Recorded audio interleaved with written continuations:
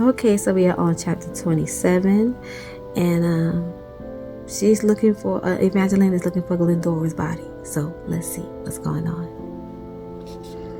The trebuchet in the dining hall looked even more horrid in the dark.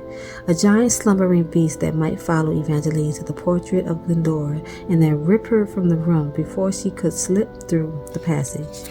She gripped her gold dagger, which she tied to her robe. She thought she heard a movement, but the trebuchet remained inanimate as she scurried past on slippered feet in search of Glendora Slaughterwood's grave. With only the moonlight pouring through the stained glass panels of the dining room, it was a challenge to find the right painting. All Evangeline could see were Glendora's eyes, still sad as she opened the frame. She paused before stepping through, wondering briefly at Glendora's sorrow. If she had possessed the Murchstone, she should have been much happier, but perhaps Glendora hadn't been in possession of it at the time of this picture. Evangeline hoped that was the case as she entered the corridor. Thankfully, torches still burned, lighting her way as she traveled the same path she'd taken earlier that night. Her stomach clenched as she reached the spot where she found Jax with the darling girl. The dusty air smelled faintly of apples, and she half expected him to step out from the shadows. Again, she thought she heard something, but all she saw were spiders crawling along the walls over the words glory and death. The air changed when she turned the corner. Sconces appeared between the torches, dirty glass filled with skeletal stems and a few dried petals.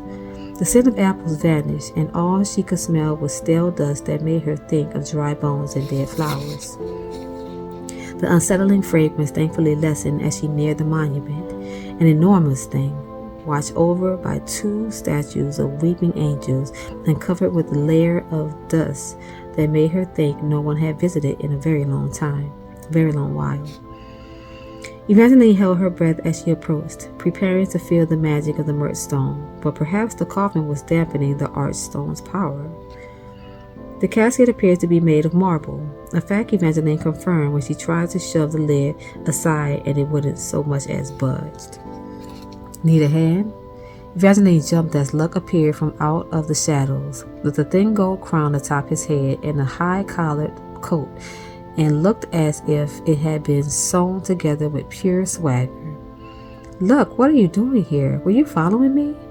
I heard you came to the party after all, so I decided to join you. He flashed a quick smile. I was going to sneak into your bedroom, but then I saw you sneaking out, so I suppose I sort of follow you. You can't keep doing this. Why not?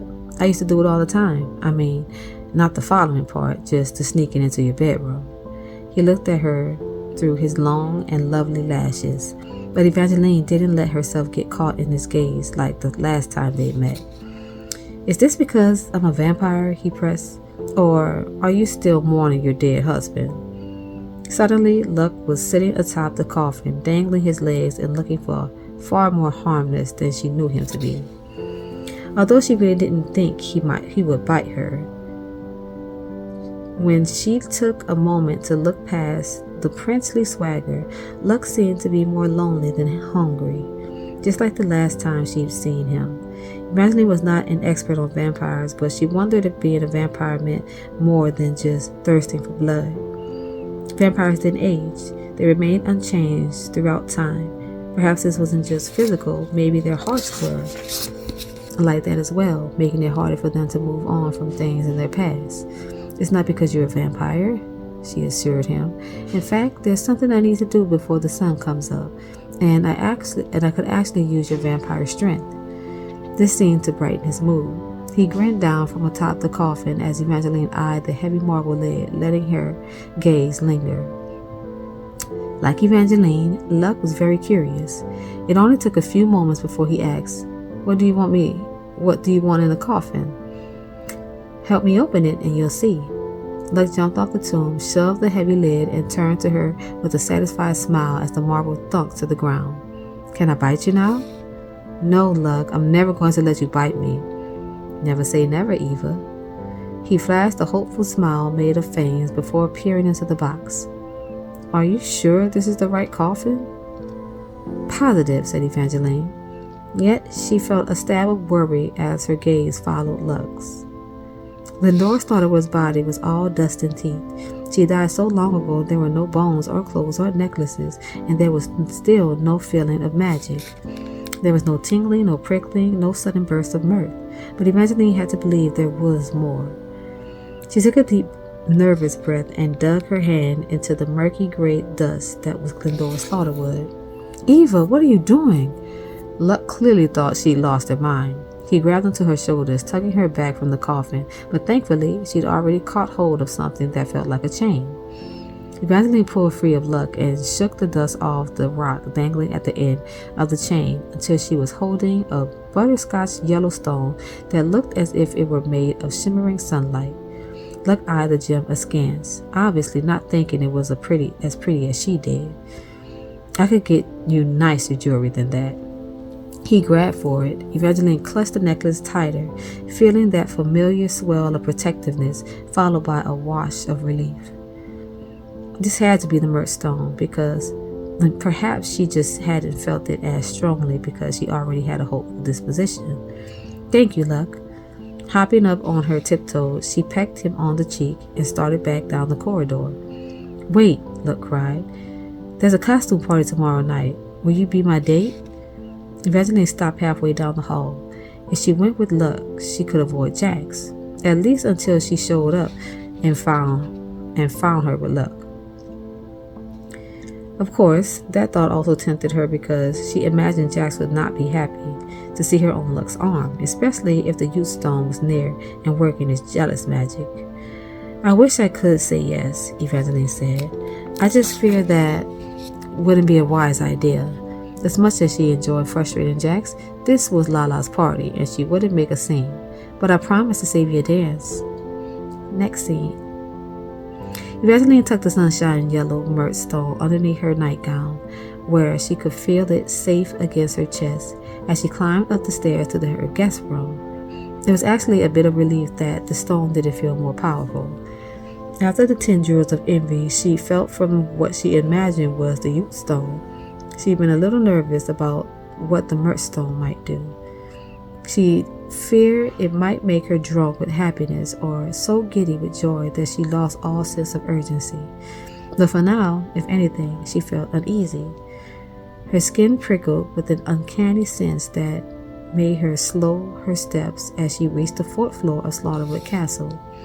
It was quiet, so still she could almost hear the flickering of candles and sconces. Then she saw it, a streak of moonlight hair attached to a shadowy figure darting quickly down the hall. Petra. Evangeline felt the same wrench of discomfort she experienced every other time she had seen the girl.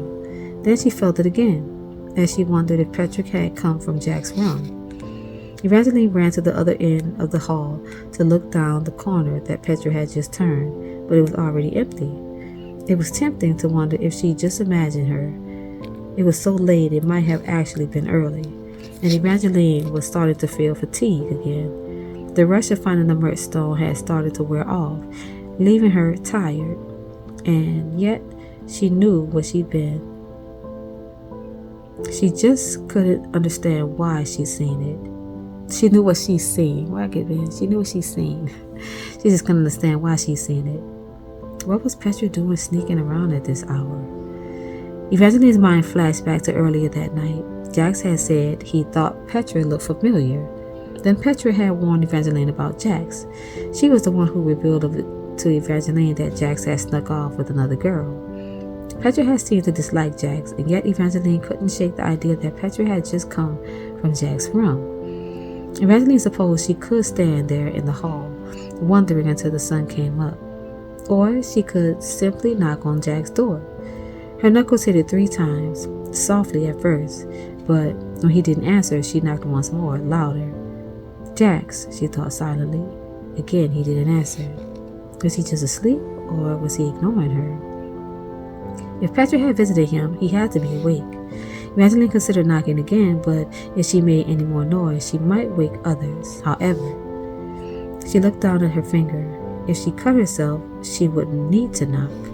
Using her dagger, Evangeline pricked the tip of her finger and unlocked Jack's room. She knew right away that he wasn't there. The fire was dead and the sun was already come up, shining through the frosted windows and revealing that the four-poster bed had not been slept in. The creamy quilts on it weren't even wrinkled, but Jax had clearly been in the room at some point. Apple cores were piled high on his desk. There were also heaps of clothing strewn across chairs and lounges. From the look of it, Jax had bought more clothes than she had. There was breeches and belts and piles of boots. She knew it would have been better not to touch anything, but she couldn't help running her fingers over a pile of velvet doublets in various shades of blue, black, and gray. They were soft and smelled good too. She would never admit it to him, but she was feeling a little too tired to lie to herself, and she had to admit she loved the way Jack smelled, like apples and magic and crisp, cold nights that made her want to curl up in a blanket. She wandered to the bed. It didn't smell like him, but it was soft when she perched on the edge of it, and the pillows felt amazing, fluffy and downy, and just leaning on them allowed Evangeline's body to relax. She closed her eyes for a second, or maybe just for a minute. Next scene. Evangeline wanted to snuggle deeper into her blanket and ignore the shadow that had fallen over her. She didn't much feel like dealing with shadows, especially irritable ones. This shadow was cold and close, and she sensed that it was in a foul mood. Perhaps if she just kept her eyes shut, it would go away. "How long do you plan on pretending you're asleep?" drawled the shadow. Evangeline reluctantly cracked one eye open. The shadow was closer than she realized, as if he'd been about to stumble into bed until he seen her there. He'd already done away with his doublet. His shirt was half unbuttoned, his golden hair vaguely tousled, and his silver blue eyes looked more threatening than usual, as if he might still join her in bed. Her heart tripped at the thought, and then it stumbled again as Jack's his lids lowered and his gaze skated over her body. His eyes traced the way she curled in his bed, one hand tucked underneath her head, the other pressed to her chest, clutching the blanket to where her night robe had slipped open. Slowly his mouth slid into a grin. "Now you're obsessed with my shirts?" Evangeline felt it then, the buttons on her blanket, or rather his shirt, which she'd been cuddling like a blanket. Her cheeks pinked immediately. His eyes glittered with amusement. "Were you missing me last night?" Jax leaned against the bedpost and stroked one hand slowly up and down the wood as his eyes trailed back to her legs and the part in her robe. Mortification was not a strong enough word for how she felt just then. Evangeline thrust the garment aside and rose on her knees until the two of them were nearly level. Her pulse briefly fluttered as she met his eyes. Up close, they were a little too powerful for her liking, but she refused to look away. "I came in here to look for you after I saw Petra outside your door." "Who is Petra?" "The girl from the dinner last night, the one with the moonlight hair." "Who is she to you, Jax?" He shook his head, brows drawing together. "I don't know her." Evangeline eyed him warily. She was tempted to believe him, but she also knew better than to trust her judgment when it came to Jax. "You said she looked familiar last night, and she's the one who told me that you snuck off during dinner." What remained of amusement instantly vanished. "I don't know who this girl is, but you should stay away from her." "Why?" "If you don't know, I don't like her," Jax cut in.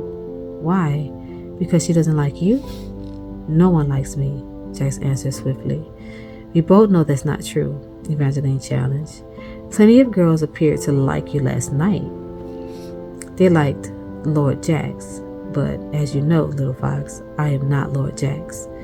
For a second, Jack's entire face changed, any hint of humanity slipping away as he looked at her with eyes as dead as Chaos's. "I'm the person who'll kill this Petra girl if she goes near you again. So you should stay away unless you want her dead." It was kind of interesting, but also kind of not. Where's my bookmark? Yeah, so something else needs to happen. They're losing my attention. kind of, sort of. But anyways, until the next time, good night.